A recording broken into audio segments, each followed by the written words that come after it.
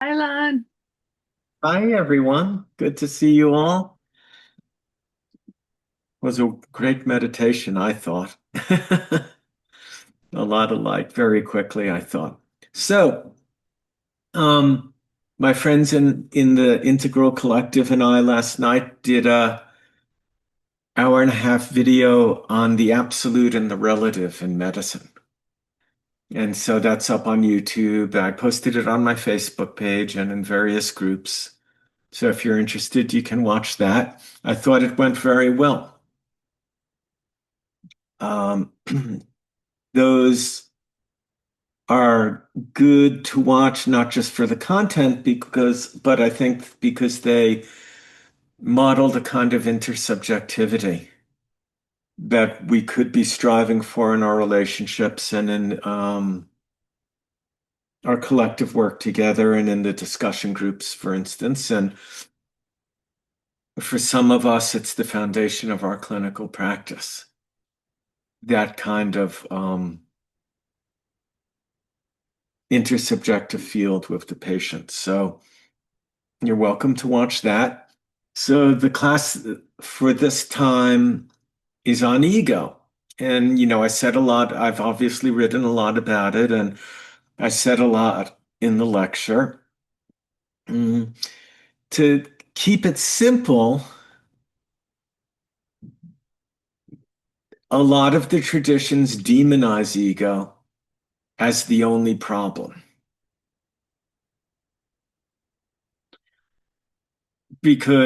And it's important to understand that those traditions were collective membership traditions.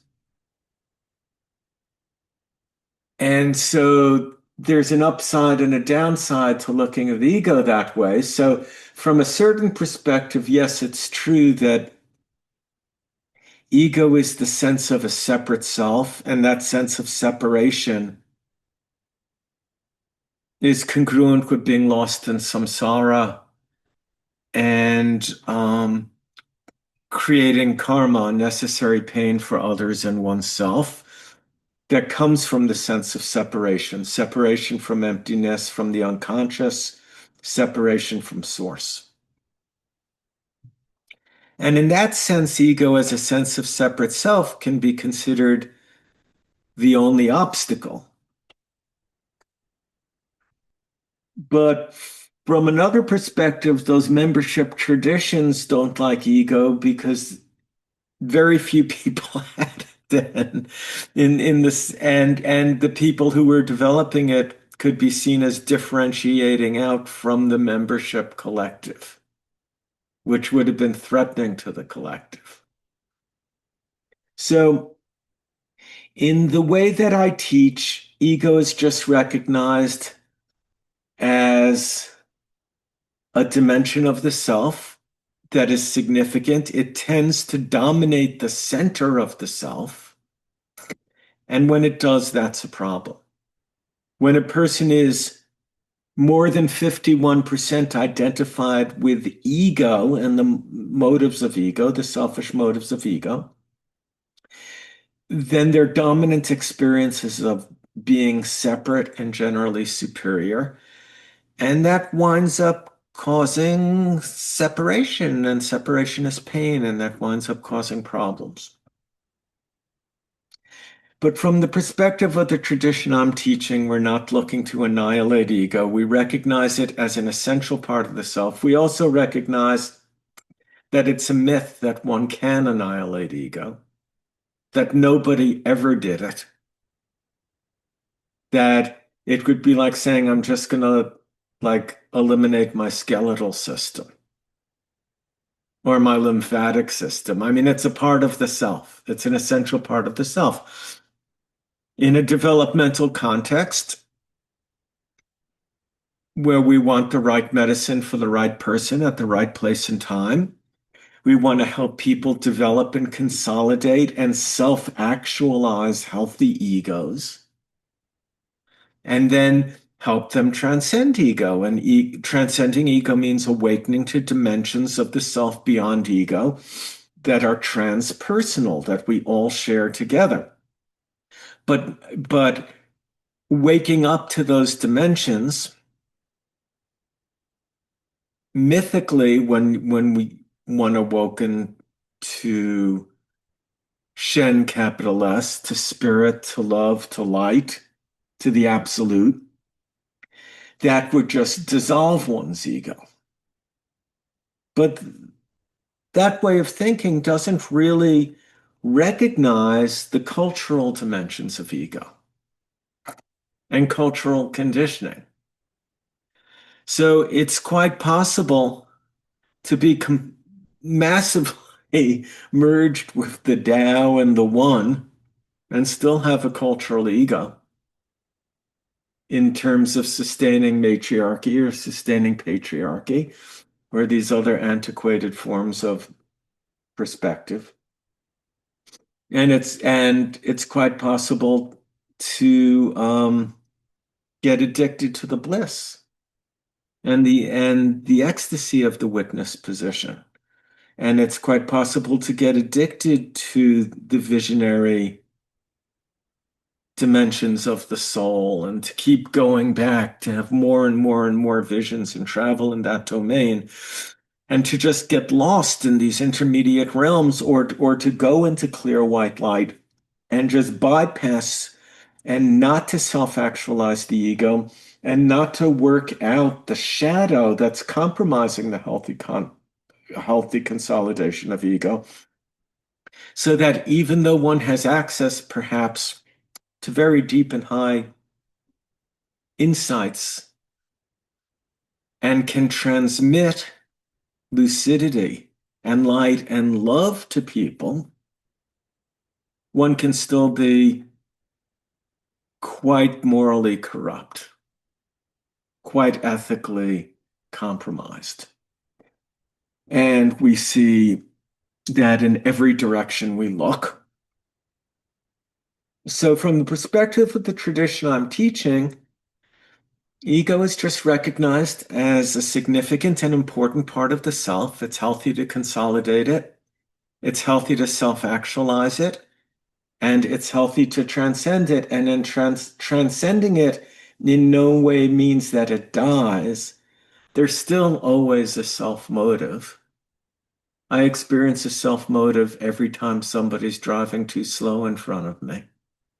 I mean, I go through every day and experience self-motives all day long.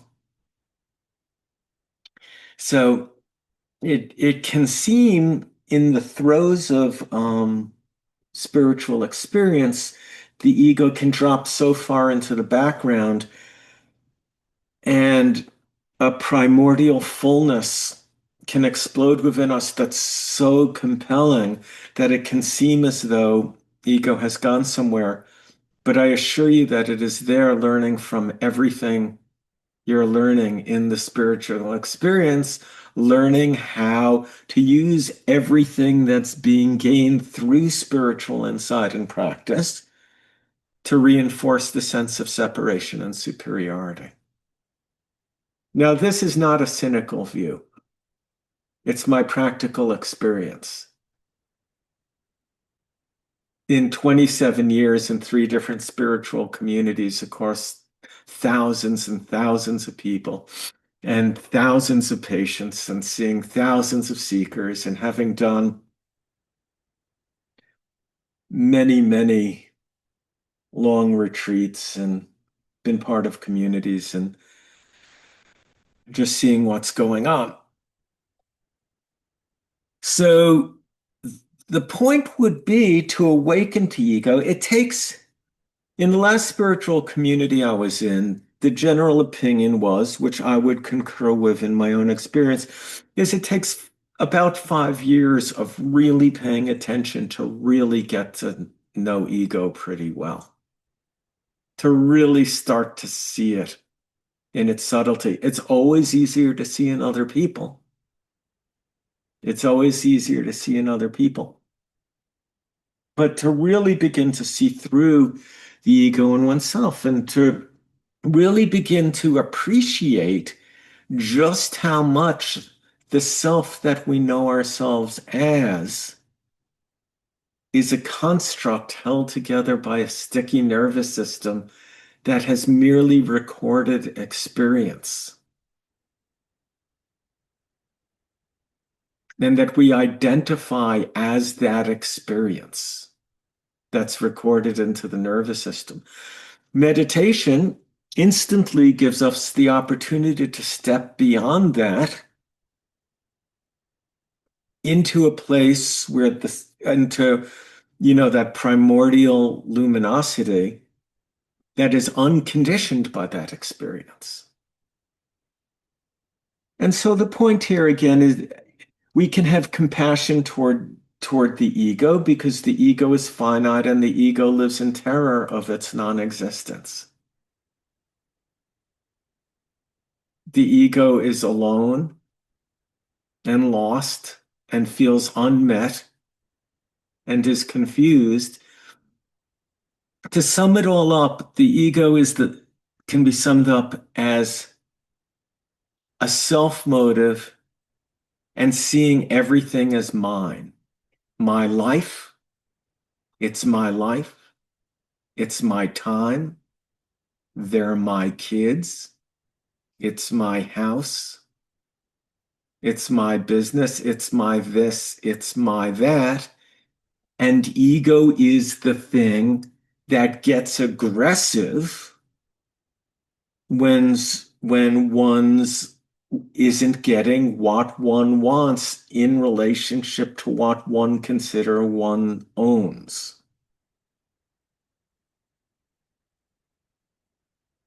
The ego gets aggressive. It's my life, it's my time, and the ego's the part that takes ownership and gets aggressive when it doesn't get what it wants. At its best, the ego consolidates a sense of self, pulls all the other dimensions of the self together under one central authority, and allows us to be fundamentally responsible in life. So someone with a healthy ego can say, I'll meet you at 7 and be there at 7. And all that's good. Someone with a healthy ego can speak up for themselves, and a person with a really healthy ego wants other people to have healthy egos, and a person who values self-actualizing their own ego works to create contexts in life which free other people to self-actualize their egos. And all that, and that's good. That's good. So we want to appreciate the ego in its breadth and depth. We're not going to demonize it. We're going to recognize it has many desirable qualities that are necessary as a foundation for any development that's higher than ego. And nobody ever healthfully developed beyond ego who didn't have a healthy ego. A healthy ego, a self-actualized ego, is the necessary foundation from which we can develop into the higher capacities of the soul, its visionary capacities, into the witness and into spirit. We can gain access to those higher states without a healthfully consolidated ego. And those access to those states can bring a lot of power in. When I taught Taekwondo, I always emphasized form. I think I only ever didn't win one form competition that I entered. I have a basement full of trophies in form competitions. And the thing about form is if you have good form, you don't get injured. But the stronger you are, the more compromised your form is, the more you're going to hurt yourself. Because the more force you're putting through an angle that isn't proper. And that force, that aggression, that's going to break your knee. That's going to break your elbow. That's going to separate your ribs. That's going to wear down your hips. You've got to have good form. So, so when a person with an unhealthfully consolidated ego that's distorted because of unresolved shadow gains access to tremendous amounts of energy, it is going to break them inside psychologically or physically, in terms of neurological symptoms, in terms of mental breakdown, or in terms of ethical compromise. Because the body, the mind, the soul, the spirit is not developed enough to handle the amount of download that it's getting. And then the ego will take the whole thing and distort it all massively.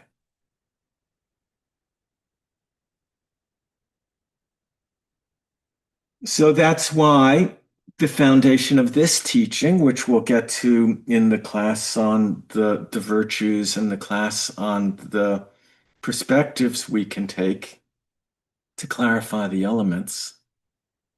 That's why the emphasis of this teaching fundamentally is on integrity.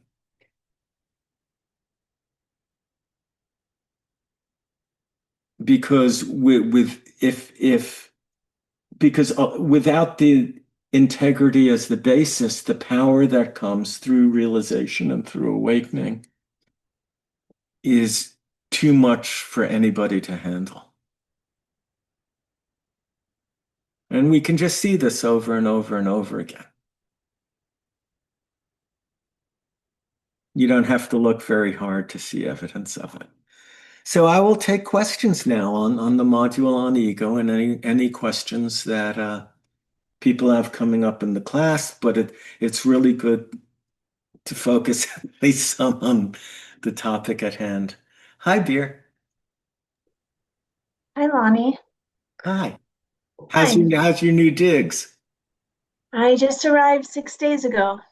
Yeah, so Yeah, it's good. good. You got your office Months set ago. up? Yep. Okay, good.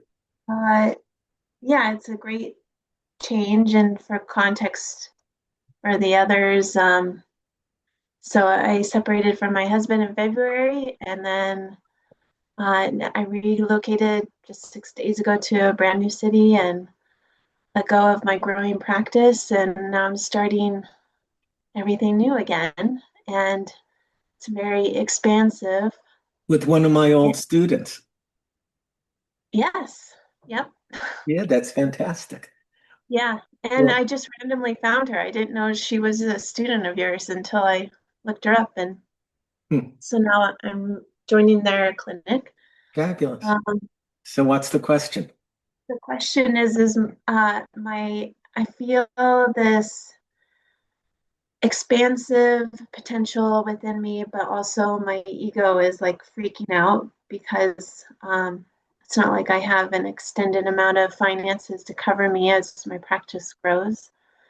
And so I'm just wondering how I can keep my heart open to that potential because I know when I subscribe to the fear of the ego, everything constricts. And so with that, also my meditation, I'm still sitting every day, but my mind is like extra crazy lately.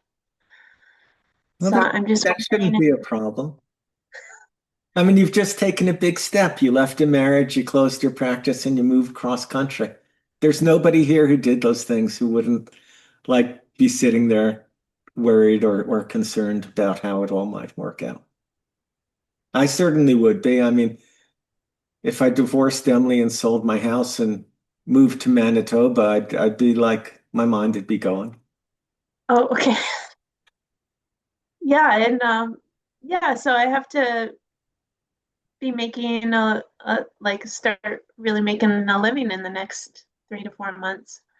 And but I know within me this is a really good decision and it's in my integrity and I feel the potential, but the ego is um feeling a lot of fear. And Well, it's yeah, not it's not that the ego is feeling. So just to be clear, okay. you're feeling a lot of fear. Yes. Isn't that the ego? Well, the point of this class is to recognize that we're multidimensional. Yeah. Yeah, so I mean, you want to be successful. You got to be able to eat. They're all reasonable concerns, but you made a choice based on like a really deep knowing. Hmm. So you just have to hold it all. I mean, you just hold it all. I mean, I'm not in a position, to say, well, it will all work out. Sometimes things don't work out. Yeah. Ooh. The, But the, then the I think point, of the that. point, the point is to have faith in something that's deeper than all that. I mean, beer, if it doesn't work out, you can come stay here. You're not going to be homeless. We'll feed you. Okay. That should take some pressure off. Thank you. I appreciate that. I mean, Emily likes you. Thank you. Yeah, so now you know you got a place to stay. So how bad could it be? Appreciate that. Yeah, I have to remind myself as I'm unpacking, like, okay, now you have to keep this place and feed Well, yourself. And well, the ego is the part that looks at all this as though you are on your own yeah, and exactly. your existential survival is at stake. And if you don't make it, it means you're wrong about everything. Yes.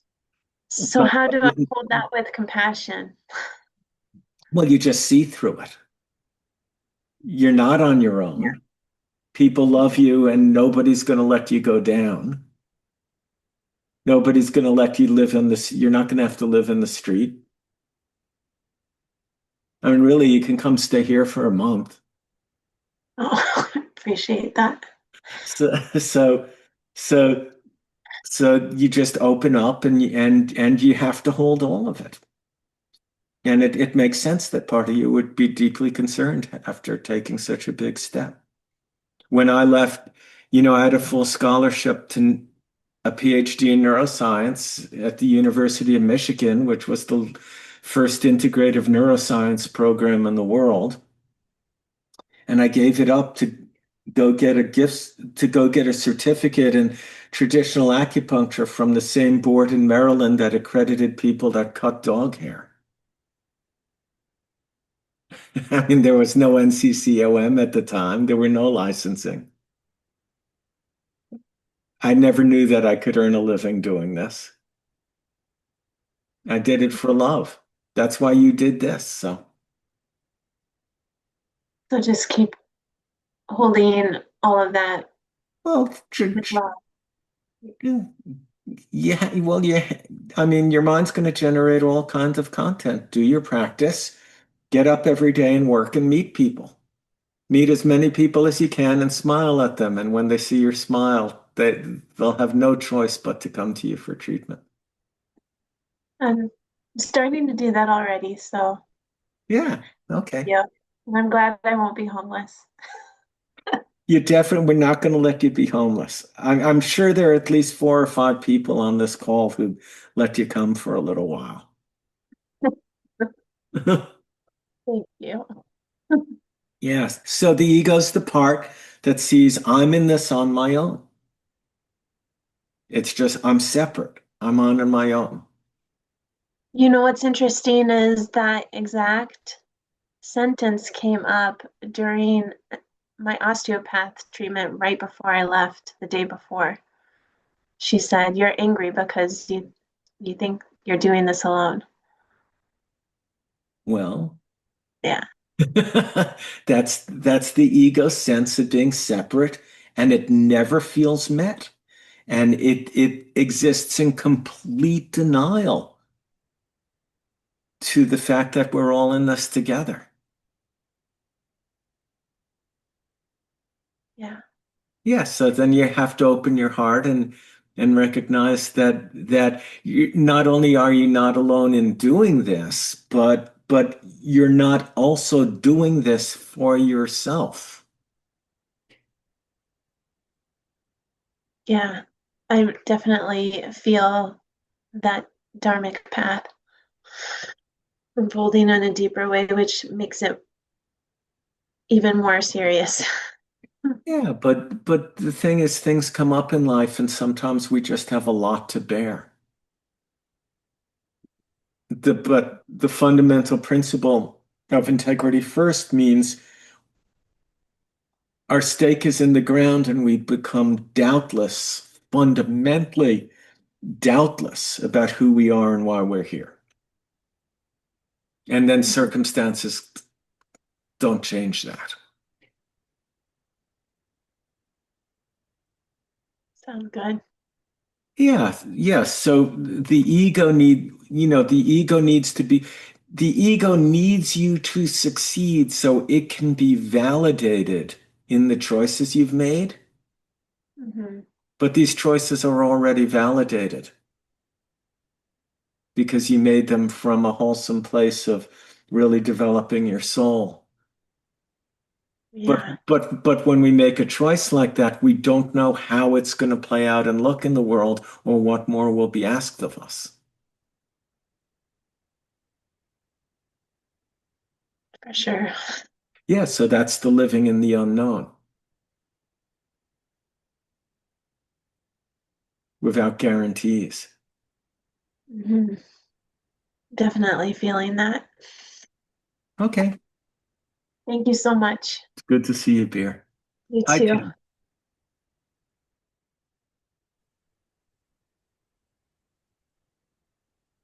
Tim? Hello there. Hi. You hear me? Yes. Yes, sir. So I was when I was listening to the lecture on ego, you were talking about this sort of fairly well-known cultural phenomenon of artistic geniuses, like I think you used the examples of Jimi Hendrix and Jerry Garcia and others. Well, I probably didn't use Garcia, but that maybe John Coltrane, Okay. Charlie Well, Parker. yeah, but just of these people that they end up dying right at the time where they're turning things around, I Yes. think you said. Um, and I was just wondering if you could say a little bit more about that and what are the dynamics at play there that like is Yeah. kills them, basically. Sure. Okay, so do you have my books? I do, yes. Okay, so I wrote all about that in Nourishing Destiny in chapter 7 Okay, and in the clinical practice book on the husband-wife imbalance. okay, And then I also discussed the husband-wife imbalance in deepening perspectives also. Um, so the idea is that, this is about, it's really like I'm giving the 7 lecture series, and one of the lectures is a 2.5 hour lecture on this, so it's more than I can do very quick. The fundamental idea is that when one hits rock bottom, one can gain an insight hmm and begin to turn one's life around.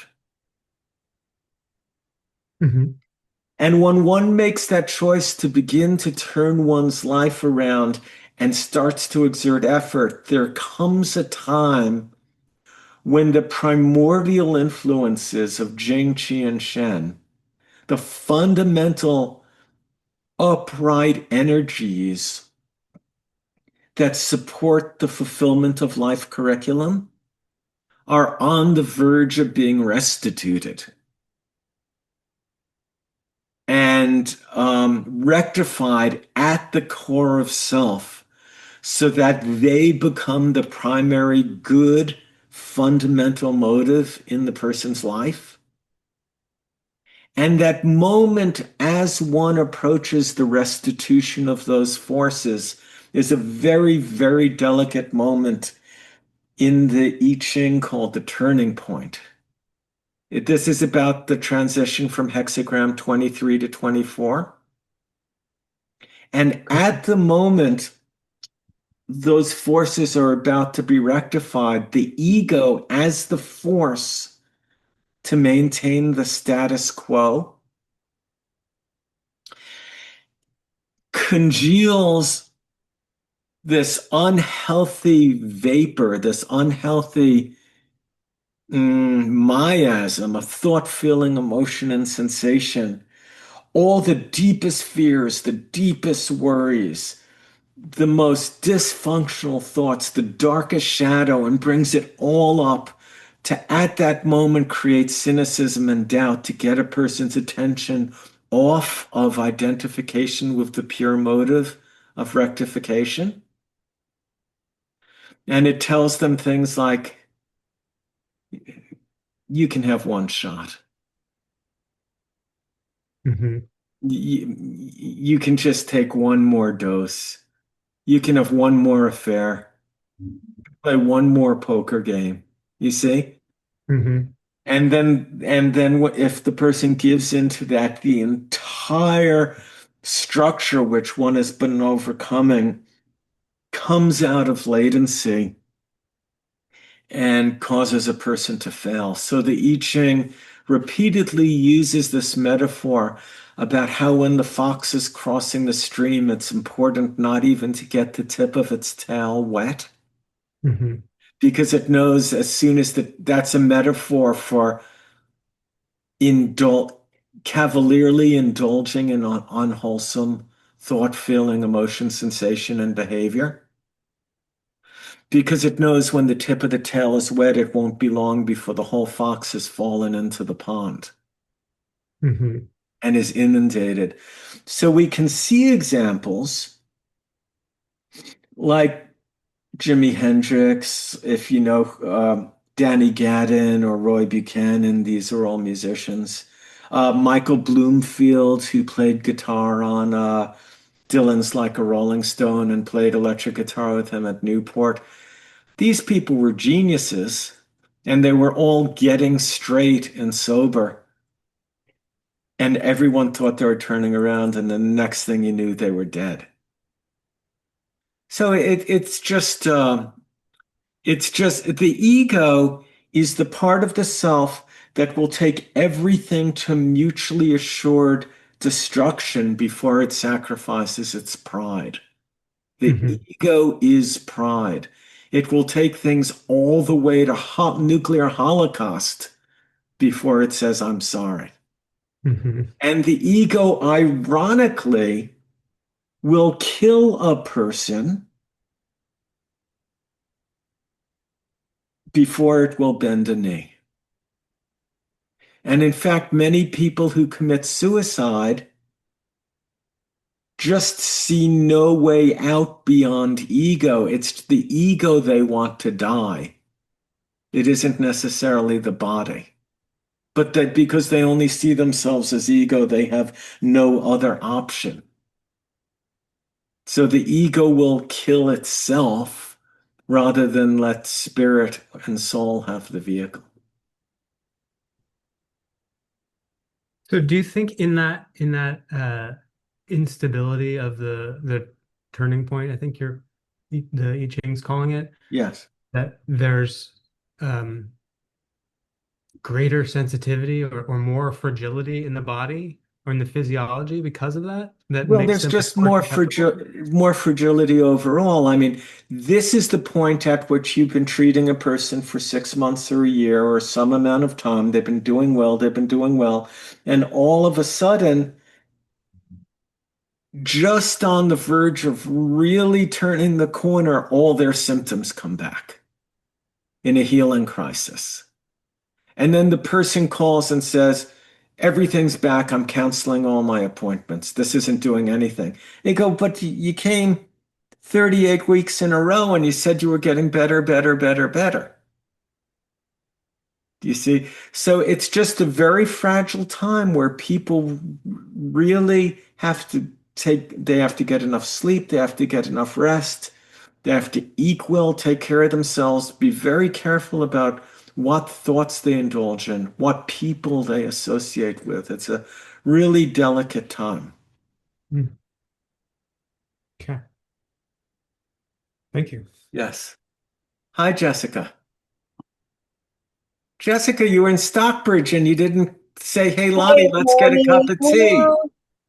I was You were like heading five home. minutes I away. was right there. I literally was right there. And I'm so glad that I was inspired as I was driving by your place to reach out and text you in that moment because I got triggered.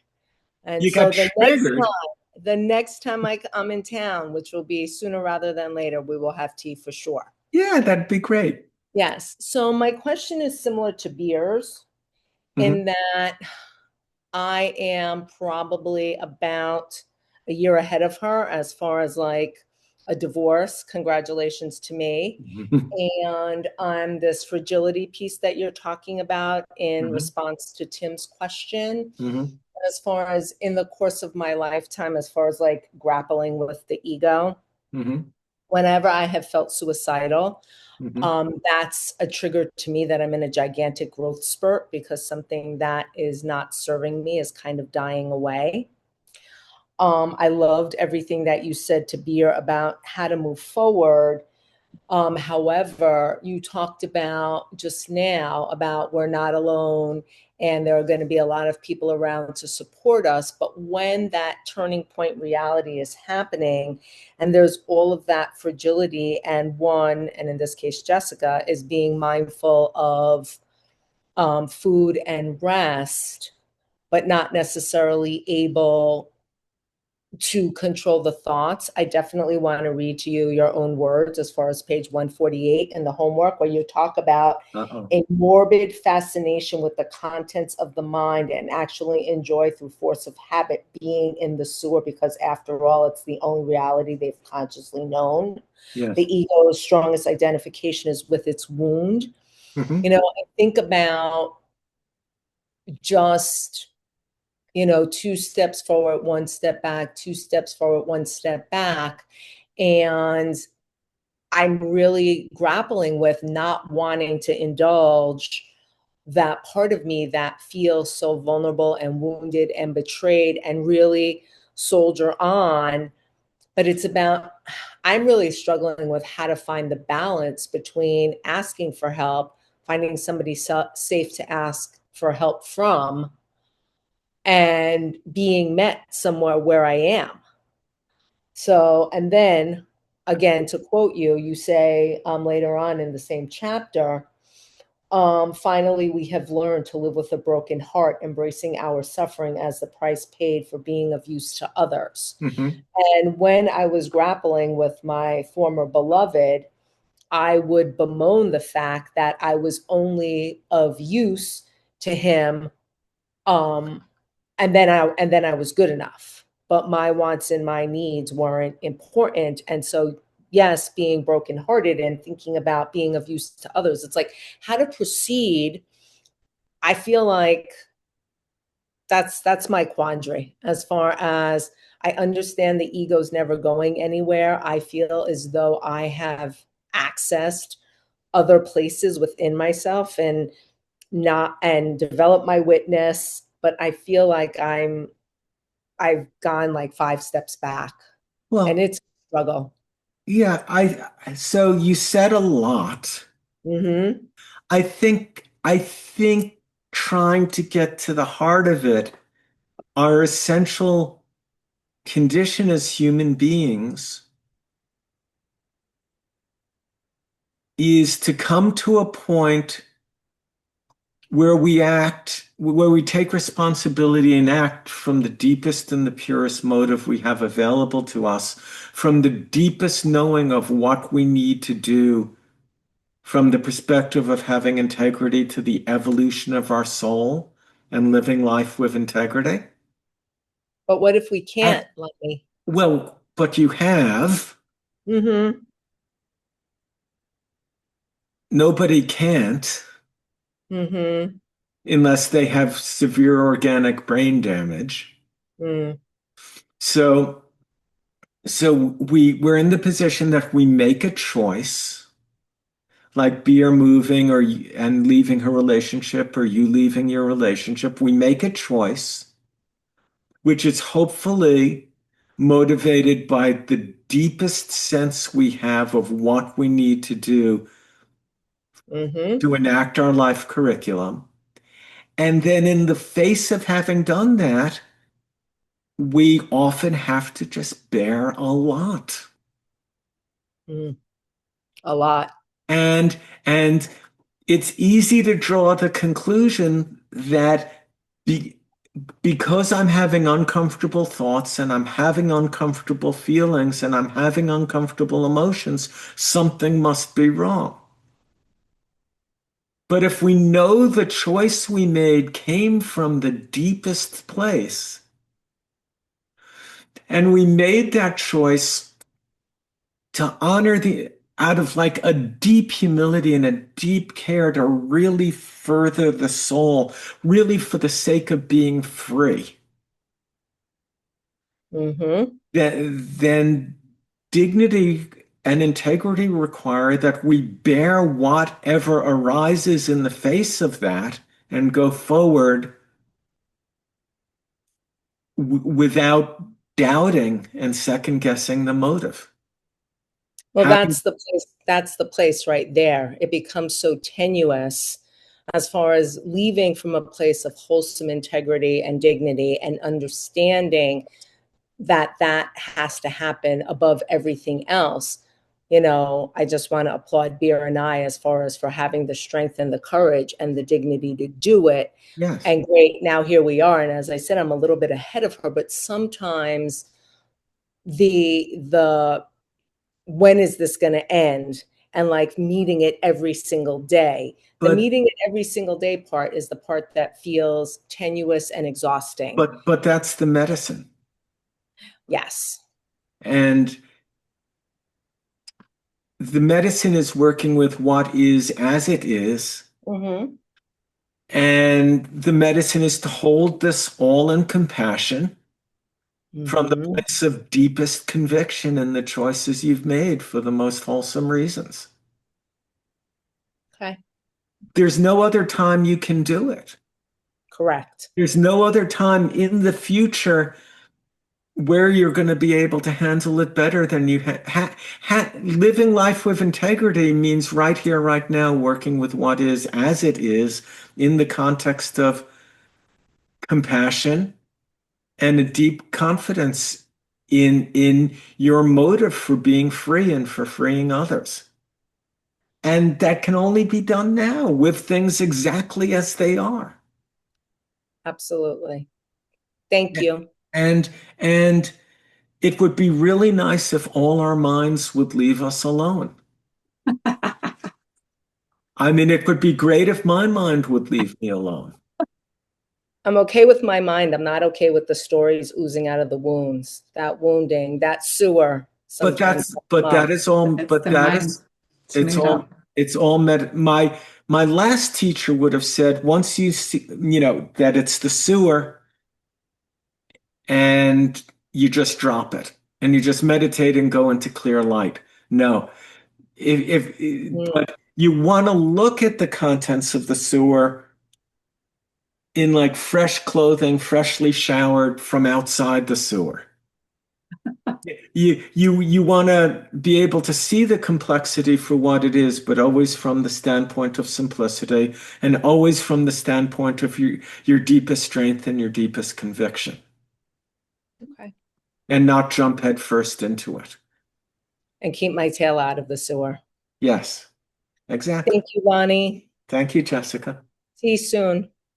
Good. I love that. Hello, Jill. Hi. Hi, Lonnie. Wow, That was so beautiful. Thank you for what you were saying to Jessica and everybody. Um, this is not as much a question or a problem. Just wanted to share about the Hmm. homework assignment. Hmm. Uh, the one where you kind of asked our ego to notice or asked ourselves to notice when we were either elevating ourselves above someone else or seeing ourselves as less than and what that felt like. Hmm. Turns out I'm kind of a fucking bitch. And I, I fashion myself kind and compassionate and serviceful, but I know it all, and I'm right, and that just kept coming up over and over again, which I found very amusing. Truly, I found this really fun. Was watching this experience in a like, wow, look at that, look at that, look at that, and my ego was like ready for the game. She and they or whatever was ready for the game. So, and I got to notice the feelings, the feelings of superiority and how that creates. It's okay. Here's what I'll say. It was all about creating separateness, Yes. and it was all about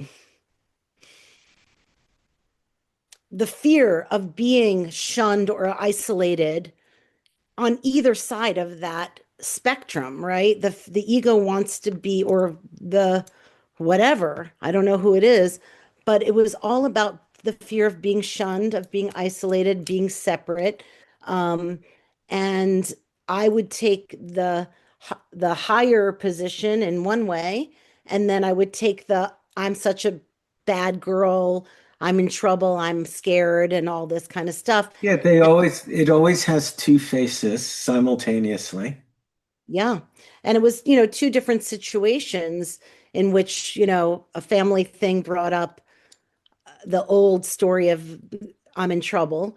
And then the watching this woman walk across, Santa Monica, in Santa Monica, walking across with her toddler, not looking back to see if the toddler was going to get run over by a bike. And I was like, what an idiot. And,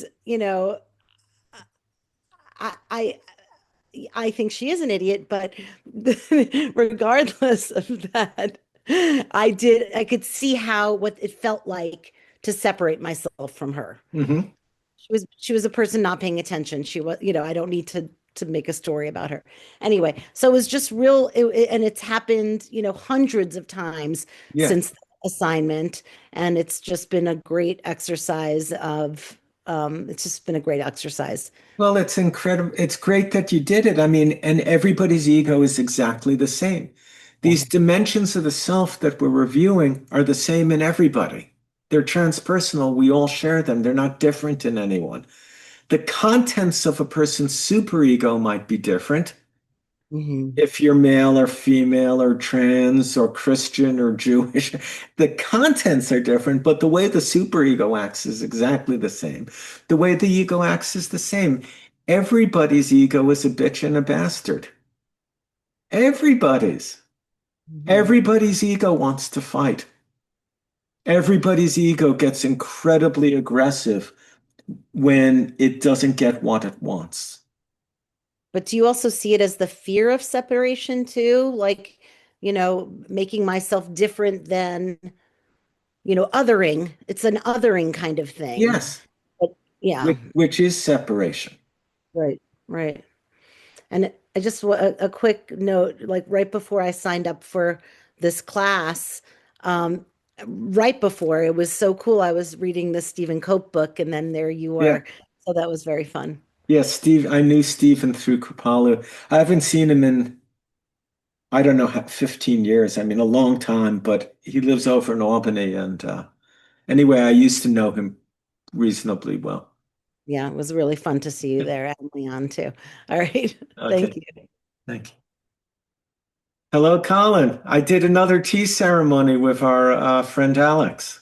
Oh, amazing. Yeah, Yeah, I think we're going to do that like once a month or something. oh, that's great. She's a wonderful woman. Yeah. Yeah. Sweet. So what's up? So I've been really working to implicate myself in all the material and make things non-abstract. So I'll speak from a more subjective place tonight. Good. Okay. Um, and I think ego tends to come up a lot in relationships and partnership. Um, and also because relationships are mirrors often, I think we can learn from them a lot. And so I just had a 1 year anniversary with a, relatively new relationship. And I've noticed, so my question's about what the healthy consolidation of an ego looks like. And I've noticed that when I communicate my needs, wants, and values and wanting to honor those and honor my integrity in the relationship, I consider those needs and wants wholesome in that they're around vulnerability and communication and reciprocity and, positive qualities. And then often find that those needs and wants aren't being honored in the relationship. And I'm trying to understand to what extent those needs, wants, and values are rooted in ego versus when there's like Maslow's hierarchy versus like when is it appropriate to kind of have a perspective of agape, of letting go and non-grasping, and when is it appropriate to want something in a relationship? And, so I'm having a hard time understanding what's my ego in this situation and what is just wholesome and healthy and natural in a relationship. Sure. I mean, the best we can do is identify what our experience is and communicate our experience in a non-victimized way. But that never is any guarantee of any particular result in the world, right? So Sri Aurobindo in his book, The Problem of Rebirth, in which he looks at karma as evolution as the basis of understanding the Eastern traditions. And he concludes, and it's really beautiful. I quoted the whole paragraph in my green book, that a person who lives life with integrity and cultivates virtue, regardless of what sacrifices have to be made and what has to be given up and what price has to be paid, at the end of the day,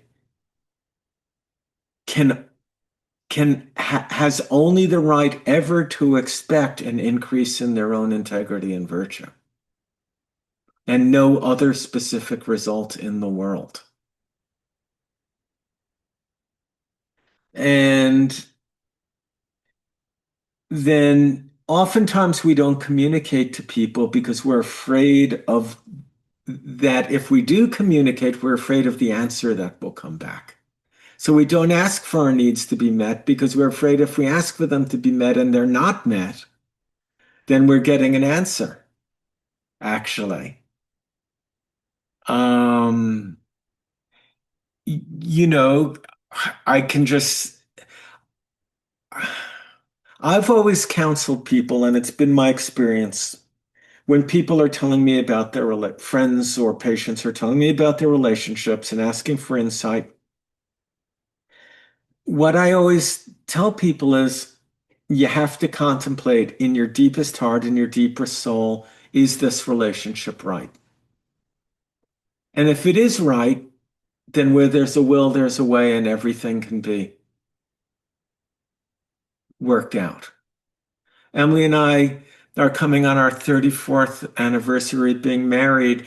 There are fundamental things in the relationship that took 30 years to rectify.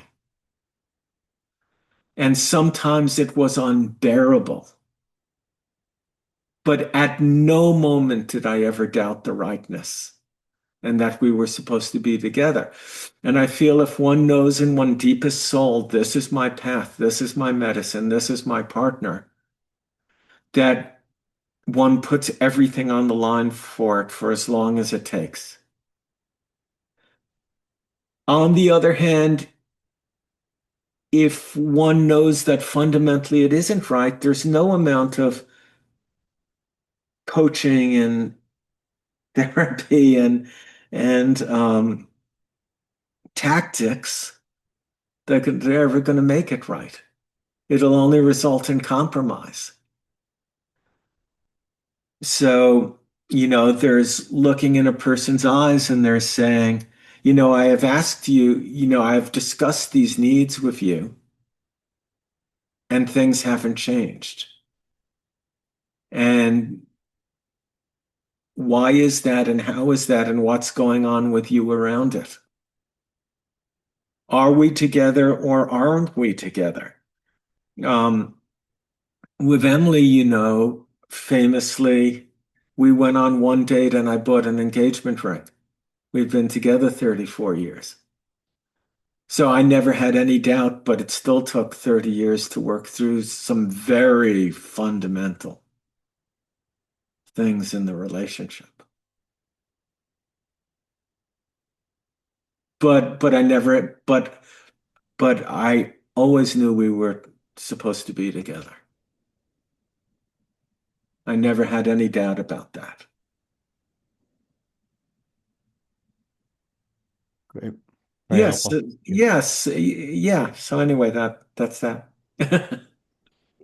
The second part of the question was, how can we determine if we are healthfully consolidating an ego and coming from a place of clear presence and showing up and that kind of thing, as opposed to catering to, conscious or unconscious desires or wants, or, how do you know?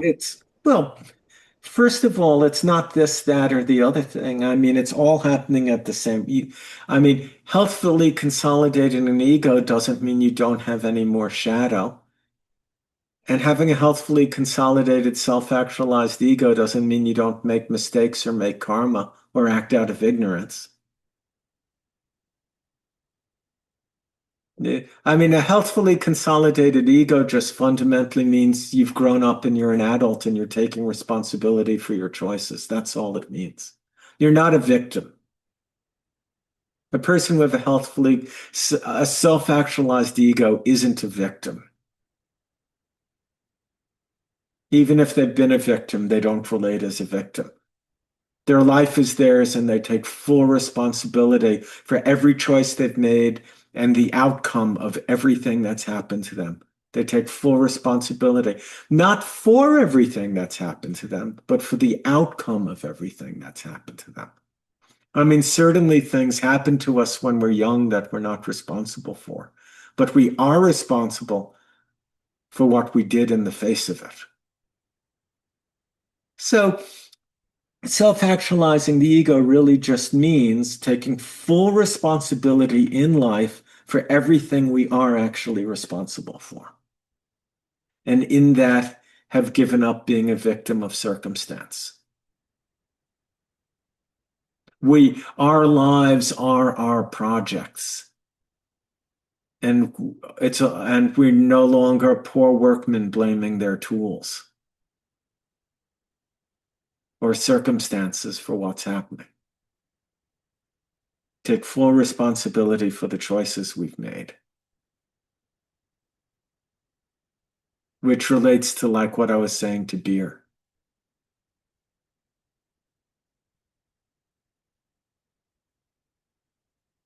I want to follow my deepest heart, but I don't want to have to live with the consequences if it doesn't work out. That's not like the story of Jesus.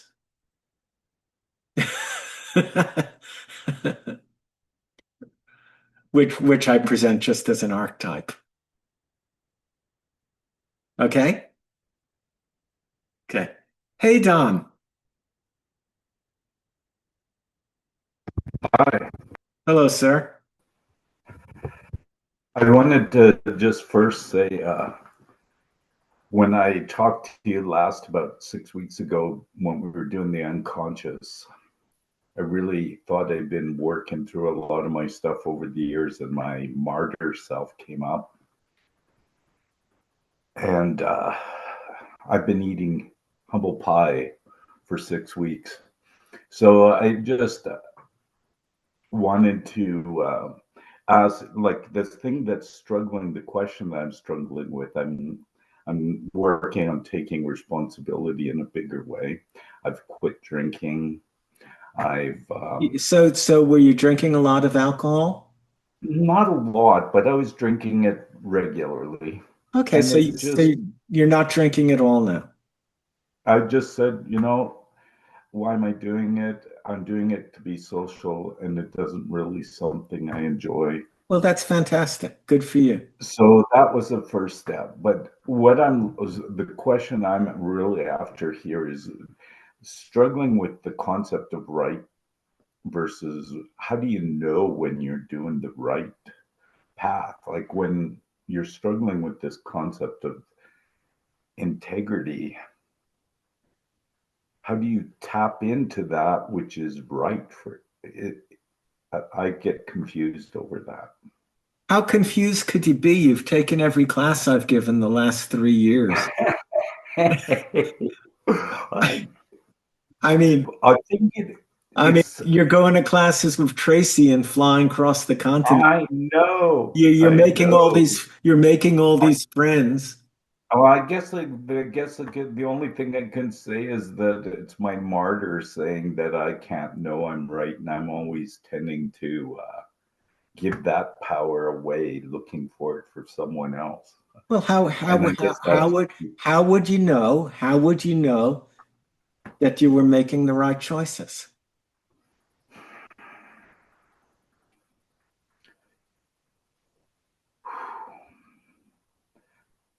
I've struggled with this thing forever, and Don, it isn't complicated.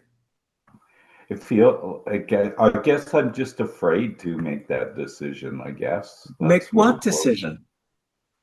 To do the right thing, whatever the right thing is in the moment in the experience.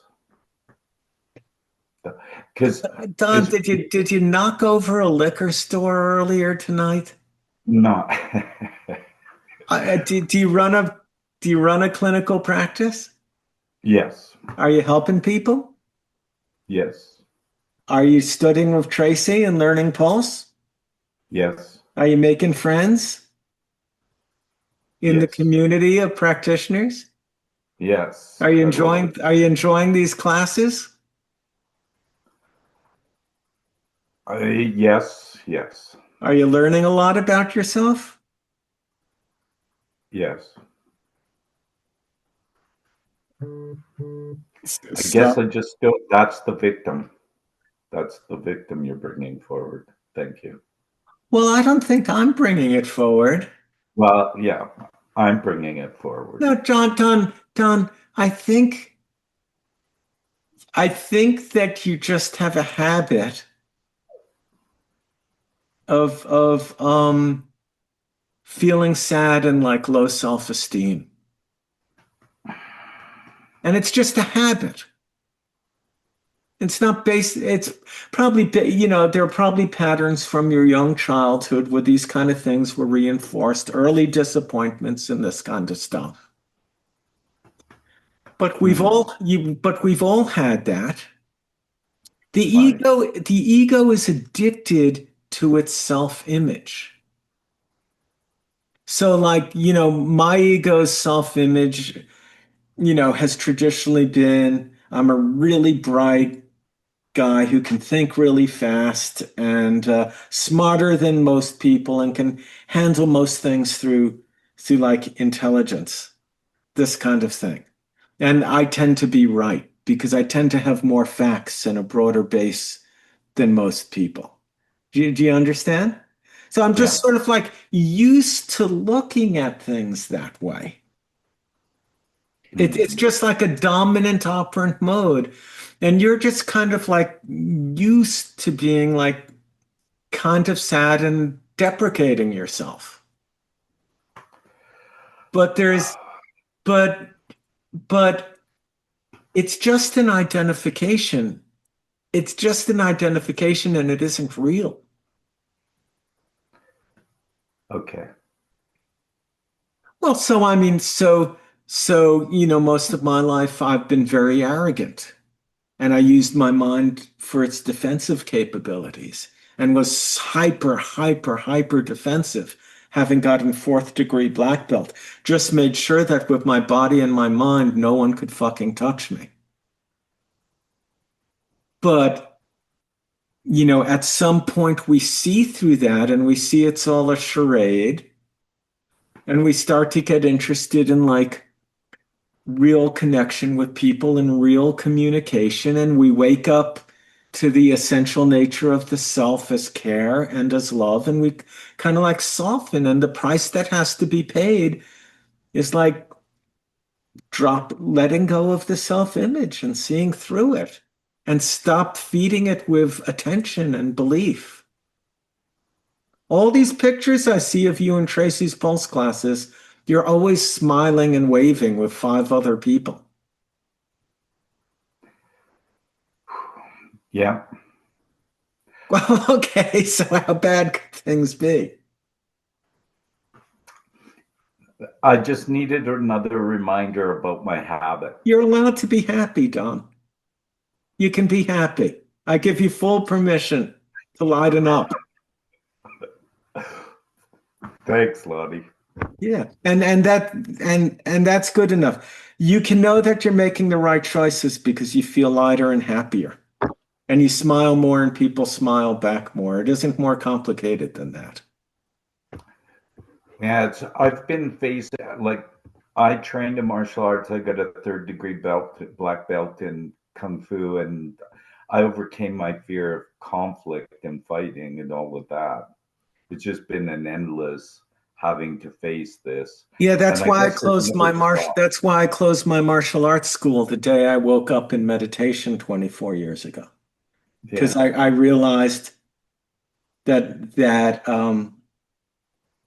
there was a much deeper martial art, which had to do with overcoming the self. Yeah, I'm realizing that on an ever deeper Well, level. yeah, with well, this. so that's good. That's the direction. Thanks again. Yes, sir. Hello, Katie. Hi, thanks so much. I appreciate the ego talk that we're doing. It also is a really good.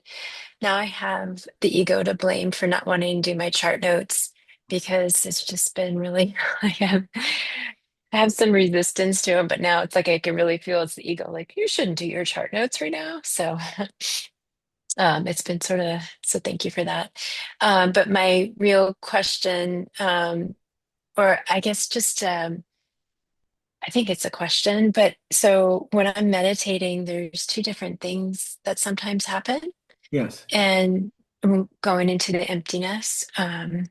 One of them is so sometimes I like would be the emptiness sometimes feels like if I like if my mind is busy or if I'm focusing, I try and come back or and then sometimes I go out into oh no, it's almost like when like you go and see like let's say you go look over the ocean, it's just emptiness, that sort of feeling expansiveness, and I just go fall into that and try and just let go.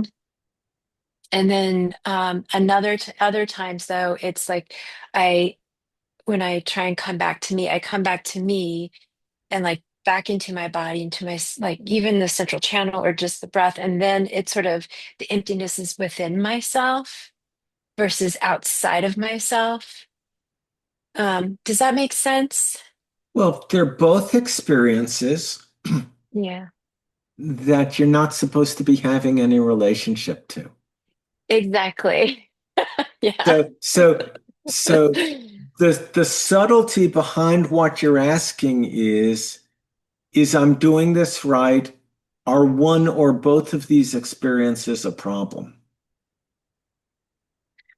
Um, yeah, it's more of like, or which one is should I focus on? Neither one. You should Or have no relationship to either of them. okay, just letting it go Well, in my body or out of my everything body. you told me was just a thought. Yeah. Now I'm thinking about it this way. Now I'm thinking about it that way. Now this image comes to me. Now that image comes to me. And meditation is the renunciation of those thoughts and images. Do you understand? Yeah, I guess I guess the thing is that I do feel like I try and let it go. and I'm not trying to hold on to any experience. Yeah. I guess part of it is like, um, it is just a different experience. Like it's different when, like, I'm just in me versus out there. There are You know just what I mean? Like, there are all kinds of experiences a person can have in meditation. okay. Just And just, all kinds of experiences. okay. So When just you let it go. Just when you continue to let it go. when you say I'm in me, it Yeah, I guess so right there, huh? Yeah. Yeah. there what meditation reveals if you let go deeply enough is there is no in here or out there. Yeah. That's the non-duality. And you're sort of going back and forth between these two things, but if you really let go, they'll just be one.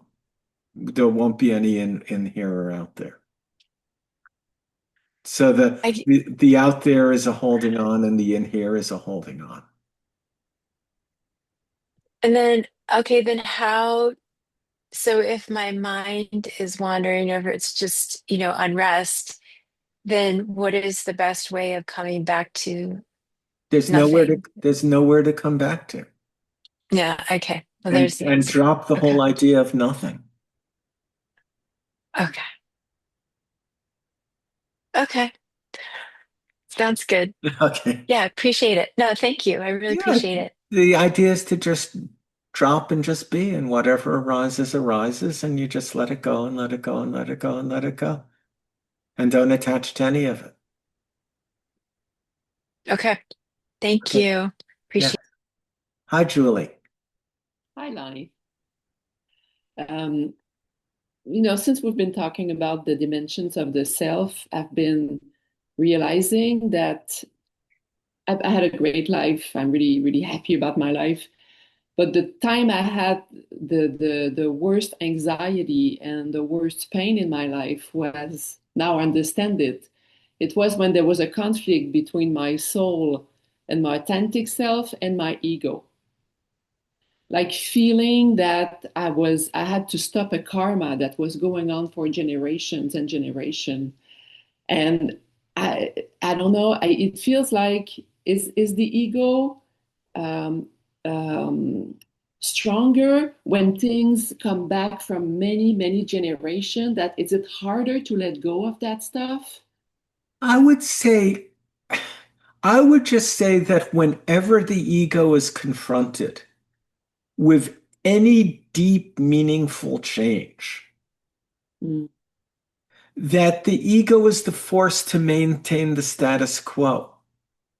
And regardless of where the change is coming from, mm, if the change is wholesome and moving the person forward in their life curriculum and opening the person, if the person is waking up and growing up and it's pushing the person to wake up and grow up and show up and clean up, and the person is on the precipices with deeper and greater integration, whatever the source, in mm, proportion to the magnitude of real, meaningful, wholesome integration and change, the ego will show up as resistance and the force to maintain the status quo, to mm, the point of becoming completely irrational.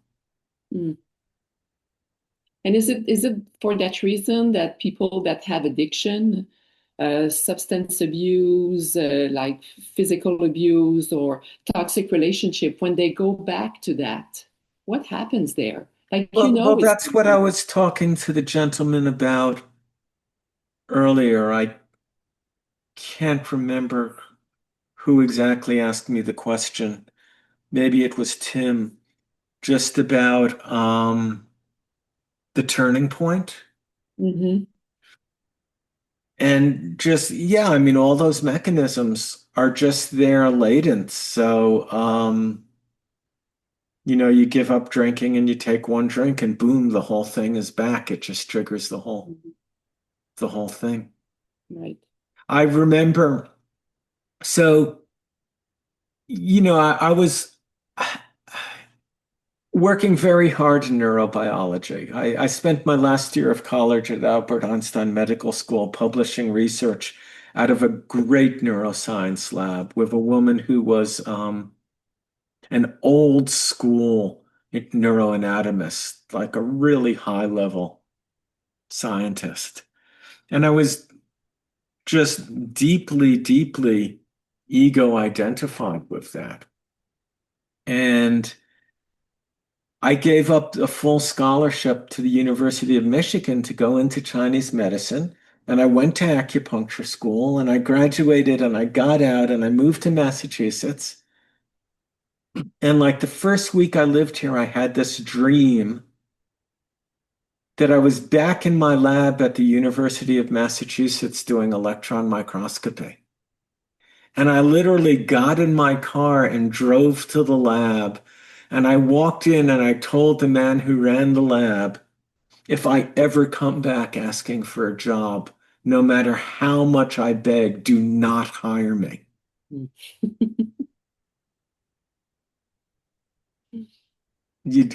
So the nature of real authentic change is that when we're on the precipice of it, and we have to make this choice, Beer, from our deepest heart for the highest possible reasons, we know we have to do it, but the ego's the part that wants the guarantee before we jump into the unknown of how things are going to look after we do it. Mm-hmm. And before we take the biggest step we can take, the greatest fear the ego has is of stepping into the unknown. Because the ego's only function is to orient us toward the known through preservation of the status quo. So before we take this giant step, the greatest fear the ego always has is of the unknown. But after we take this step, the greatest fear the soul has is that we'll go back to how things are before we took the step. Mm-hmm. Yeah. And then we just have to, Beer and Jessica and all of us, we put our stake in the ground and we act, and then we can have a lot to bear, but we have to do the diligence to arrive at the point where we're doubtless and we know who we are and we know why we're here. Mm-hmm. And then once we know who we are and why we're here, we can never, ever, ever, ever go back on it, ever, for any reason, ever. And to do so is to see grace is that even though we've disregarded our soul, and even though we've disregarded our conscience, grace is that we can wake up and be born again and be given a new opportunity to live life in the right way. But if we begin to do that and then we sell out, then it's just very damaging. So once we know and we know that we know and we know that we know that we know, at some point we have to put our stake in the ground and say, I renounce the right to ever be ignorant of who I am and why I'm here again. Well, I did jump, and it was the best thing I did in my life. So that was just a confirmation that. Yeah, and then you never want to go back. Exactly. It's like going back to visit your teachers in junior high school once you're in high school, and you realize all the urinals are 8 inches off the ground and the lockers are all 6 inches wide and only 4 feet high. But nothing looked weird when you were there when you were 12. But when you go back when you're 15 and all of a sudden you're like, what? Who are all these midgets? Love that. Thank you. Yes. Hi, Julia. Hi, Lonnie. Thank you. And everyone, I've enjoyed the class and the comments. And I guess I just wanted to say on the ego, I think it's been important for me. And, I kind of can enjoy trying to belong and be a part of and be more down to earth and grounded and connected so that like I come back to that more like have an ambition of being in humility, and not have to be right or know everything, and not be as different or separate. So I think that's like good for my soul on the one hand, on the topic. And then just from the comments, I had my husband and one of my old bosses that I've known for like a long, long time, this week just notice and say, "Hey, you're smiling, you're happy, you look so much better," Oh, and I'm I happy to just, hear that. yes, yes. I mean, it's one thing for me to say, "Oh, I'm feeling better," but like legitimately, the people who know me and love me are Yeah, coming to that's say, fabulous. "Yeah, I'm so glad that you're feeling better." Well, that's And then some of that's that's one of the best confirmations in relationship to like what Don was asking is when other people start reflecting back to you that you're different. and doing well, and they're happy for Yeah. you and happy to see you doing well. And I had that. I've been doing the meditations. I've been having a lot of dreams, and a lot of times I'm dreaming of work, but I mean, in a really nice, beautiful way, like insightful kind of intuition coming up, and then that's useful. And then when I was walking, like I always do, but I was walking and I had this sense that, if you remember, in the summer, I had this shattering and falling apart, and so I had this sense when I was walking that I'm getting back parts of myself and that I'm becoming more whole. Good. That's beautiful. Yeah. So I just wanted to share that. And, I'm sure that it's, putting in the effort and the work and the time and the commitment to continue to, work towards Well, being more whole. Julia, forever, Yeah. for eternity. Yeah. I mean, Not just continuing to, not just this lifetime. well, That's like striving. no, but that's awakening to the developmental context is putting the stake in the ground and not moving forever from the commitment to develop in all dimensions of the self for the sake of everything and everyone. Okay. Forever. Like no end. That there's no end. And Like no, but you're I not think going to that get to a point where you just get to go to a big fluffy cloud and have ice cream and listen to angels play harps and stuff. we don't graduate. There's no end to it, but that's good news that then, that there's no limit to the peace and happiness and freedom and joy of continuing to do the work. Forever and ever and ever and ever and ever. Heaven is traditionally conceived would be like the most boring place on earth.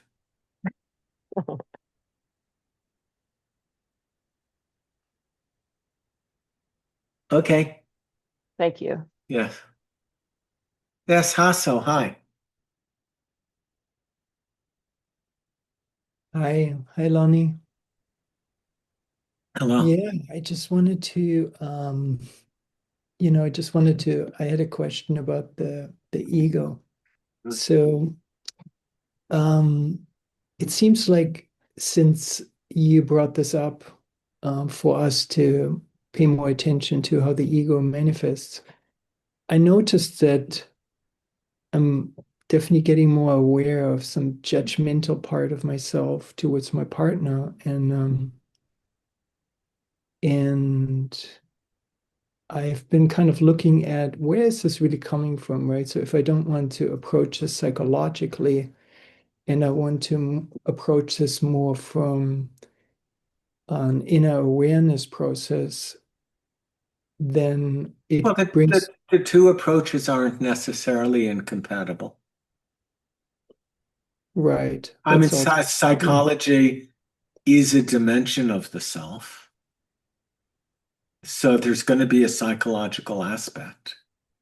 right. Okay, but looking more deeply. Yes, exactly. So that was actually my point. So, yeah, I think my point was actually not to get too mental about that, looking at that, but actually staying in that, in a feeling place and actually feeling into what is actually driving that part of my ego that is actually judgmental. Okay. So, because what I noticed is actually that, and I'm sure we all feel that in some ways, but that that there's a sense of multiple personalities or something, it kind of feels like that, just like the self has so many different dimensions. It seems like the ego also has multiple dimensions. Obviously, you're writing about that, and so there's a lot to be discovered. Sure, But but just to slow down a little because it's a bit abstract. yeah, You're speaking abstractly, so judgment isn't necessarily bad. If I started cleaning out our bedroom and I found 4-liter bottles of vodka under Emily's side of the bed, I'd have some judgment. Do you know what I mean? yeah, So I mean, so we don't really know what you're talking about. okay, So the thing is, the postmodern ego necessarily frames all judgment as bad. But all judgment isn't bad. If I I see somebody smoking, I have an immediate judgment about that. I can hold them in compassion, but I certainly have a judgment about it because I know how sacred life is. So, so I mean, you have the opportunity if you want to share exactly what's going on, then I can comment more specifically. If you sure. don't, but if you didn't, then you would have to really look at, okay, like from in my deepest heartfelt sense and intuition, are these things that I have judgments about reasonable and coming from care and coming from a deep integrity? Or are they really just thought forms that are creating separation because I'm afraid of more intimacy? Hmm. I think that's a really good point, actually. So when I sit with my partner and she eats um, sprouts for breakfast on a winter day, I understand, like the Chinese would say, like I went out with Emily last night and it was like 400 below zero here.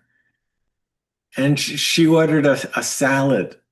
And I was like, it's 400 below zero. You don't eat salad. And she said, well, I'm getting this. It's a great salad. But I didn't worry I just took like 3 bites and said, yeah, it's all right, but it's cold. Too cold. But anyway, I thought you were going to tell me something like you were no, but I fine. think what is good is so that so the point I think is good, because the take-home message in a way is mm, not to focus really on that there's something wrong with the judgment, but actually is that evaluation leading to more closeness or is it leading to more separation? I think you answered that in a certain way. So yes, and so I'm Well, definitely also just to look here, I mean,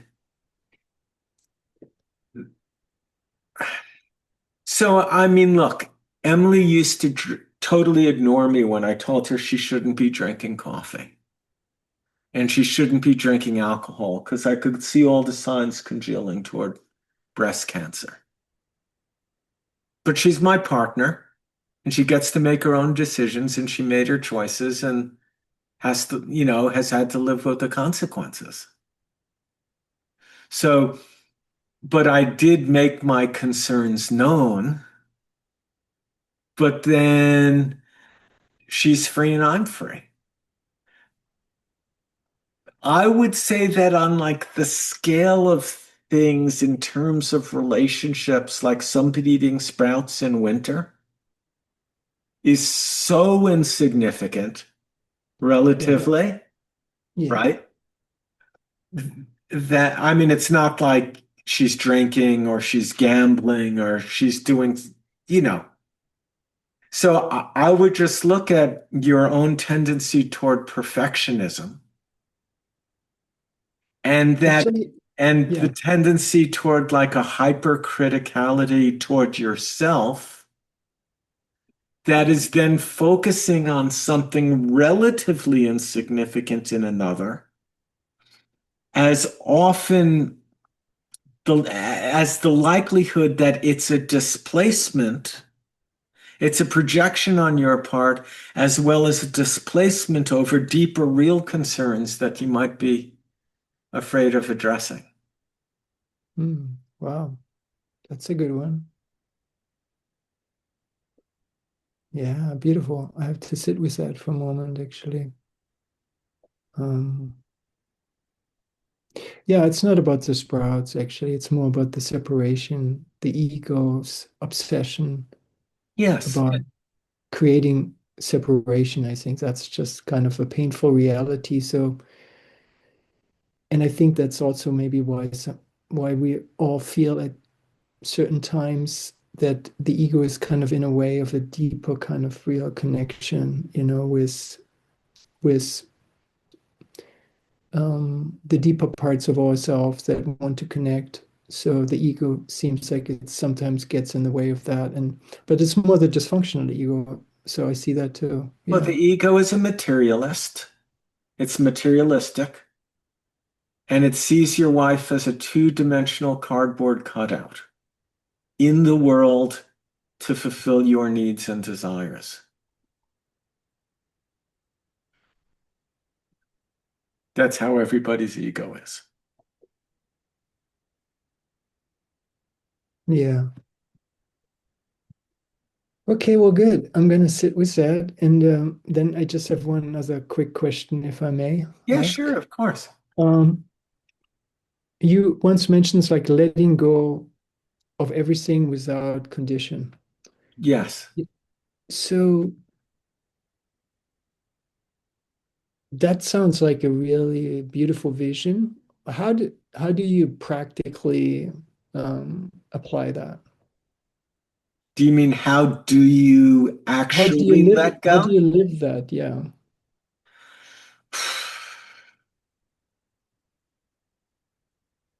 How do you let go of everything? I mean, it's like, how is that even possible? You know?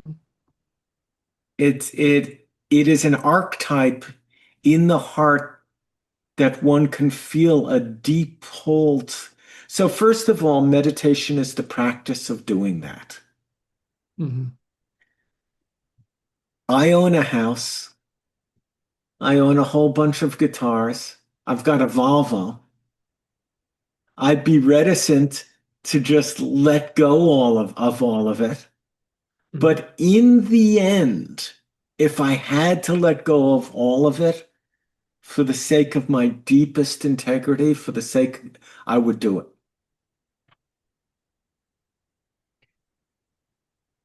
In the end, everything's going to have to be let go of anyway. So we don't want to, so these are archetypes, and you can feel the pull in the heart and you can actually practice it in meditation. But as soon as you're not meditating, you come out into awareness, into relationship with an entire developing universe. And there's just all sorts of attachments.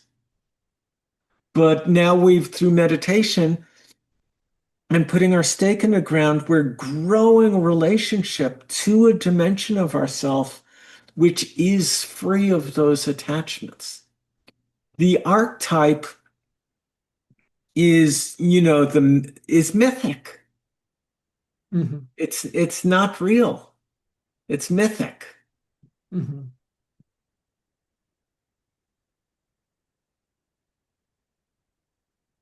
That's helpful.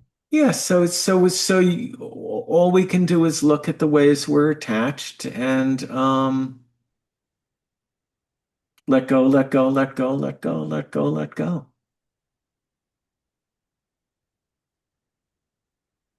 Yeah.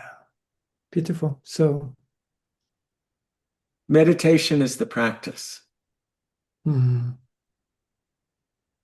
Yeah. Okay. Well, Okay. thank you. Thank you. Appreciate it. Hi, Tara. Hi, Lonnie. My question is, I'm hoping you can help me string together some things. Mm-hmm. Hypercriticality of the self, Mm-hmm. the aspect of the self being that came from social conditioning through membership and through a parent, Mm-hmm. turning into autoimmune disease, Mm-hmm. and how that relates to the ego, and what the path is to work with the ego to start bringing more luminosity to the headspace, that space, that dimension of the ego I'm experiencing. Yeah. So, I mean, the antidote is love and compassion. You've got a lot of love, right? You love your kids, you love your dogs, you love your husband, I do. right? I do. You love your friends. I do. Yeah. So you just take that love and you just extend it inward toward yourself. And okay, so what people ironically tend to do is they have a revelation about a deep pattern that they have, and then they use that revelation to hurt themselves with it in the exact same way they've created the whole condition in the first place. Can you give me an example? Um, well, being hypercritical about the fact that you have an autoimmune condition Oh, and that being critical of yourself for having an autoimmune condition and thinking about the autoimmune condition as proof that you're too hard on yourself and then being hard on yourself about being hard on yourself. I think I misspoke. It is the second part of what you just said, is that the hypercriticality came from a parent. It's socially conditioned. I No, I do know, realize I know. that, right? Yeah. So, but now we're sitting in this, I am in a self-punishing phase of which has created what you know about me. And how does one break free of that? Well, I we think is my don't question know. more than I'm hypercritical that I have a disease is I'm Yeah, aware we that is don't truth. we don't know that the hypercriticality has caused the autoimmune condition. That's a linear way of thinking about it. What we can actually say from the perspective of Chinese medicine is that hypercriticality and the autoimmune condition are both manifestations of the same one underlying thing. Okay. They arise together. Yes. And then I really think the medicine is just love and kindness and a gentleness with yourself about all of it. And in pure vulnerability right now, I know how to do that for others. I truly do not know how to give it to myself, is what I realized. Yes. Somewhere deep in my knowing and my unconscious, sure, but in my conscious, no. No, but that's not entirely true because in having this conversation with me, you are actually doing what you're saying you have no idea how to do. I just feel a little vulnerable and scared. So, Well, that's okay. I mean, the ego is lack of vulnerability. So feeling vulnerable is healthy. It means there's a crack in the armor, right? yes. Yeah, so there's a softness there when you're talking to me. You're actually talking to me like with love, right? Yes. And there's a deep trust and there's love and you're extending yourself in a soft and kind way while the ego and while you're doing that, the ego's saying, I don't know how to do it.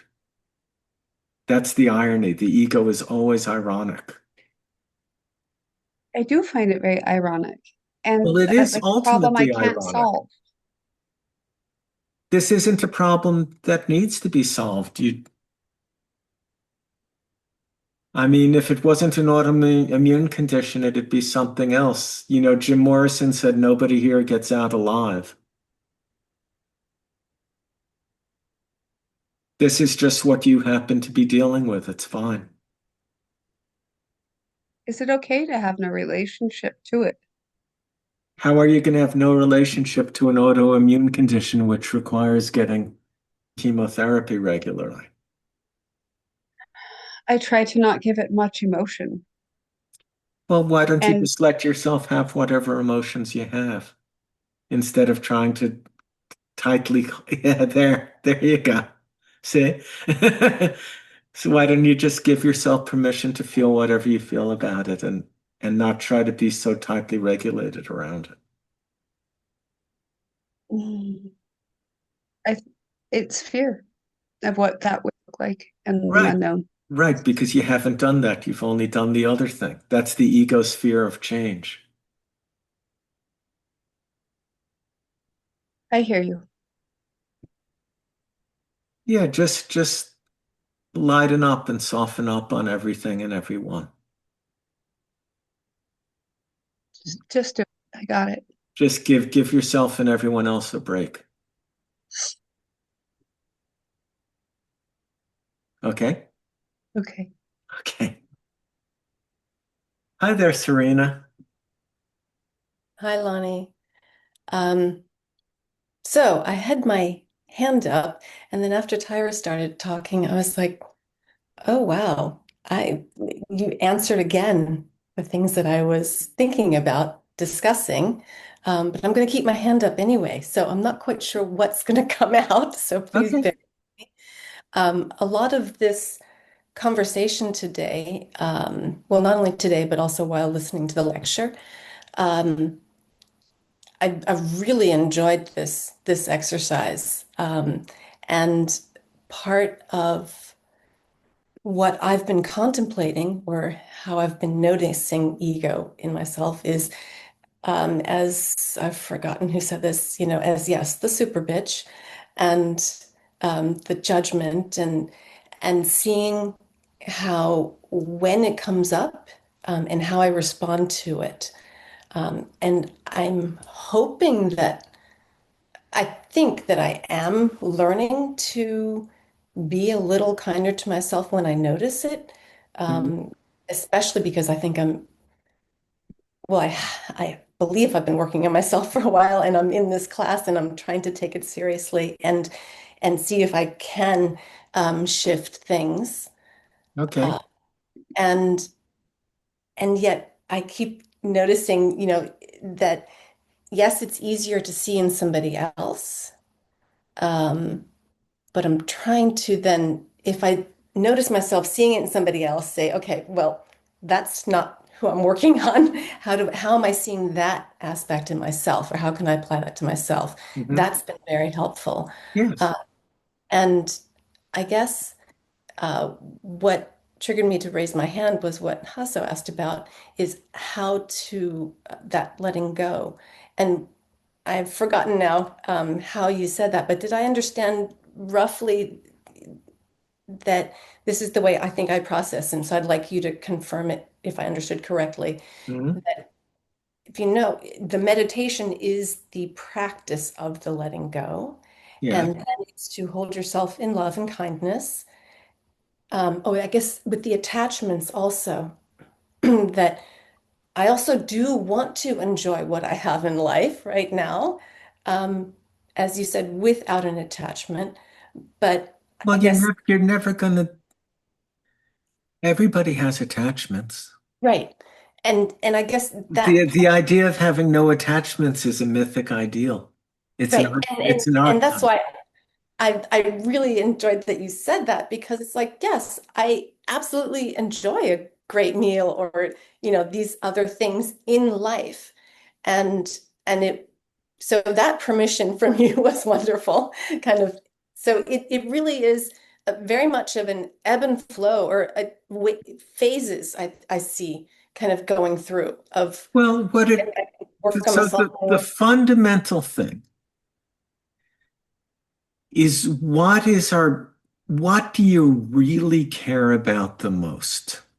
What's the most important thing to you? The most important thing is the thing that when you're under pressure, you're going to default to. So, if the most important thing in your life really is kindness or to be of service, if one has really recognized that who and what I am is the vehicle of transformation to make things better for everything and everyone, then under pressure, one will spontaneously act from the motive which really is at the root of self. And if really the most important thing to one in one's life is oneself, then under pressure, one will act from a selfish motive. So it really comes down to fundamentally, who have we recognized that we are? Why do we think we're here? What is the frame in which we hold our existence? Not just philosophically, but actually. What is the place we live from actually? Yeah. It comes to that. Yeah, thank you for that. That's a great clarification. Okay, thank you. Okay, we have time for another question or two, Cody. Hey. Hey there, Lonnie. Thank you for all this. It's just so awesome and wonderful and transformational. And good, thank you. Before we started the meditation tonight, you had said meditation is giving, and I really experienced what you say, like the light came, and my part of my beginning ritual was like, I'm sitting straight. I just kind of read in my mind your instructions, and then I let go and try to have no, and practice the meditation. But the giving stuck with me, and I had a different experience. And yes, and it was, without trying to have any kind of relationship to it, it was even more awesome than other times. And if you could just kind of explain that giving, because it was really powerful. Yes. Well, I mean, ego, everything's going like this. An authentic self, everything's going like this. They're just diametrically opposed movements. And meditation fundamentally is taking oneself and throwing it off a cliff and letting it drop forever and holding on to nothing for the sake of letting, however you want to, light, love, primordial essence, consciousness, God's Holy Spirit, however you want to think about it, have full access to everything that we are. And for that sake, the price we pay is letting go of everything. And that is non-abstract. In meditation, that is non-abstract. When we're not meditating, it's a little abstract, because I'm going to go upstairs, I'm going to brush my teeth. I actually have an attachment to keeping them the next 10 or 20 years. I'm going to shower in the morning and probably shampoo in a couple of days. I mean, so the idea of having no attachments whatsoever in life, the extreme of it would be Ramana Maharshi in the cave, so drunk on enlightened consciousness that he goes down to 97 pounds and rats are eating his flesh, and the townspeople have to come and wheel him away and feed him, or he'll die. And who wants to be that enlightened? I mean, what's the use of it? What's the purpose of that? Yeah, so I think meditation is this beautiful opportunity to really just give. And then in my experience, that flourishes in the heart when I'm not meditating as gratitude and as care, and recognizing the preciousness of the opportunity in every moment and every interaction with everyone. Yes, sir. It, The love welled like in a different sense, and the expansiveness was like thick and rich. It was a different it's a experience. totally different motive. People do, in the Theravada bottom-up sort of way, spiritual practice is done to get something for the self. And it's a huge stepping through a portal and into a whole other universe when our entire motive for practice is giving. Because we no longer need anything for the self. We're done healing. We're not doing practice to heal. We have nothing to overcome.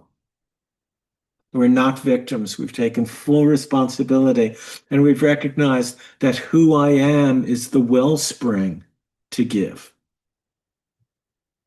And then everything changes. That can just explode in the heart and the mind like a bomb, like a volcano going off. Amen, brother. Thank you, Cody. Hi, Eric. Last question. Hey, Lonnie, thank you. Hey. This has been really good tonight. There's been a few real big aha moments for me. Thank you, everybody who's asked questions, and thank you, Lonnie. Um, Around ego, my question for this evening was going to be that what you were speaking to Serena about that breaking point when under pressure, um, sort of what our base value comes out, sort of thing, and I've observed this in myself that this has shifted over the years. So, where it used to be I'd return to a selfish motive. Um, I've more recently, under pressure, tend to self-sacrifice, and I'm wondering what that means because I don't necessarily think it's healthy. Well, yeah, I mean, because what we're working toward is a wholesome response. Mm-hmm. So selfishness and self-deprecation or inappropriately giving oneself away are just two faces of the same dysfunction. I mean, what's called for is integrity. In both situations, integrity is the answer. Fair. So you just have to examine what the motives are. Wanting to be liked, wanting to avoid conflict or whatever. Mm-hmm. But we're looking for a wholesome response and a wholesome motive, one that creates greater union in relationship, not greater dysfunction and separation. Understood. Yeah, it's interesting because at the time, I guess maybe I'm not seeing enough. I'll do that. So the self-sacrifice is to do that for others or to create that situation for others, but not necessarily. And maybe I'm just not seeing a long enough game for myself in it. But Well, again, it's abstract. So if you want to give an example.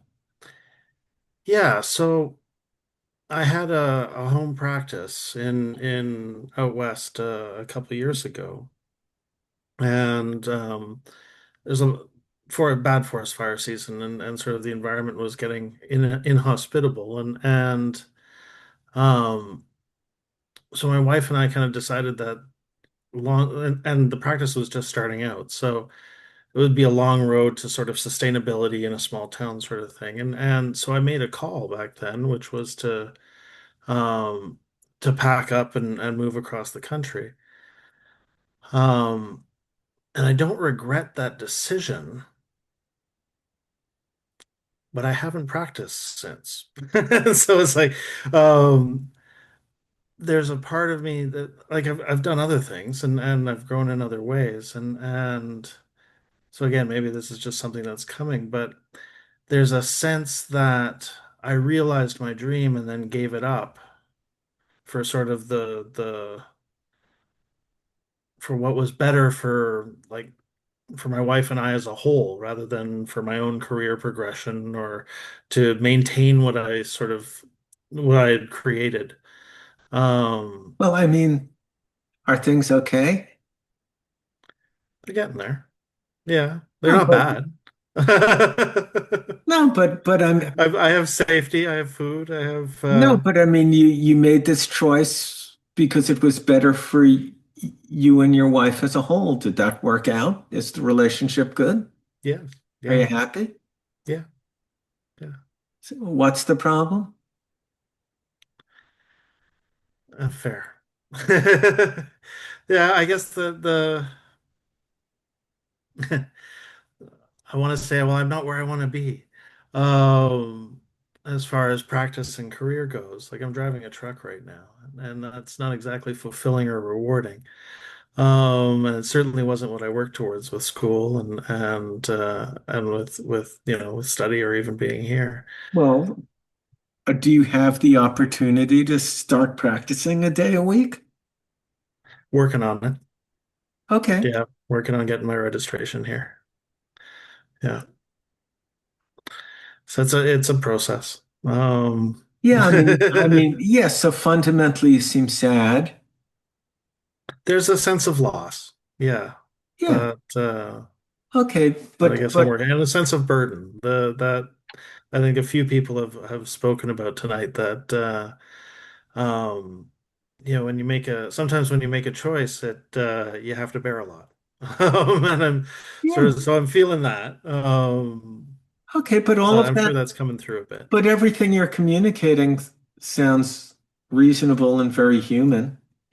I mean, you worked hard in a career. You obviously love Chinese medicine. You'd prefer to be practicing it.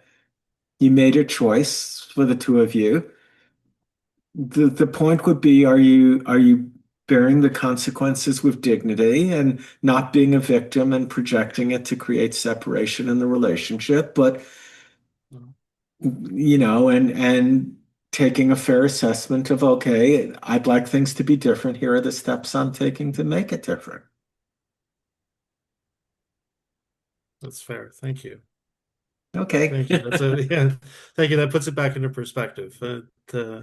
Yeah, there's a little bit of poor me in there. I Well, think yeah, it's yeah. easy to get Well, caught up in that trauma. yeah. Well,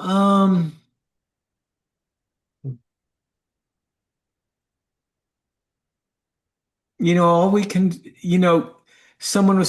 Don was talking about, well, how do I know I'm right? How do I know I'm right? You can never know beforehand. Mm. We have to act, and then life will reveal to us. And then we learn and we go forward.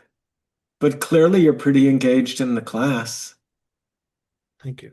and I am. in the material, and you should watch this video that we did last night on the absolute and the relative. Will do. And it sort of concludes, I mean, I'll do a spoiler, with the realization of how immediate things get when you take time out of the picture. Hmm. So you're sort of talking about all this as if you have another 10 or 20 years left. Right. Okay, well, if you just imagine to yourself, well, maybe you don't. Like, take all the time out of the picture. What really matters? And the point is to take time out of the picture and live life every second as this is the only moment I have. That's the authentic self. This is the only opportunity I'll have. And I have to act now. Okay. And not take time for granted. Taking time for granted is the biggest mistake every ego makes. It's perpetually programmed mistake. there's a few things I could act on. So yeah, Okay. that's very wise. Thank you. Okay, my friends. So the next class is on the difference between conscience and superego. And looking very deeply into that, I put that up. So the assignment and the recordings there. Really try to go into your next discussion group, this one on ego, and really go into it and give it everything. Everyone went really deep tonight. We went really deep. Watch that video I put up. Really look at the style of communication that's going on in that video. More than just what's said, how we're listening, how we're responding to each other, the kind of dialogue it is. We're not just six scholars lecturing about what we know about the relative and absolute. We drop everything and we're looking right here, right now. This is what I'm experiencing. And I would encourage you to try to take that in. Anyway, lots of love to everybody. Thank you so much for your attention and your engagement. And have a beautiful Hanukkah and Christmas and a healthy and happy New Year to everyone. Lots of love.